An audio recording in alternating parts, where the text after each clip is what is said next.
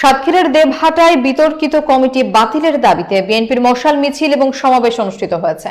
বক্তারা অভিযোগ করেন, ত্যাগী নেতা কর্মীদের বাদ দিয়ে বিতর্কিত ব্যক্তিদের নিয়ে কমিটি গঠন করা হয়েছে। বিস্তারিত দেখুন মোকাররম বিল্লাহ ইমনের প্রতিবেদনে। সাতক্ষীরার দেবহাটায় আওয়ামী লীগের দোসরদের নিয়ে বিএনপির বিতর্কিত কমিটি গঠনের প্রতিবাদে মশাল মিছিল এবং সমাবেশ অনুষ্ঠিত হয়েছে। দেবহাটা উপজেলা বিএনপির উদ্যোগে পারুলিয়া বাজার থেকে শুরু হওয়া মিছিল শহরের প্রধান সড়ক প্রদক্ষিণ করে উপজেলা কার্যালয়ের সামনে সংক্ষিপ্ত সভায় সম্মিলিত হয়। সভায় সভাপতিত্ব করেন আহ্বায়ক শেখ সিরাজুল ইসলাম। প্রধান অতিথি ছিলেন সাবেক সাধারণ সম্পাদক গোলাম ফারুক বাবু। আরো বক্তব্য দেন স্বেচ্ছাসেবক দল, যুব দল ও ছাত্র দলের নেতাকর্মীরা। বক্তারা অভিযোগ করেন, ত্যাগী নেতাকর্মীদের বাদ দিয়ে বিতর্কিত ব্যক্তিদের কমিটিতে স্থান দেওয়া হয়েছে। দাবি না মানা হলে কঠোর কর্মসূচি দেওয়া হবে।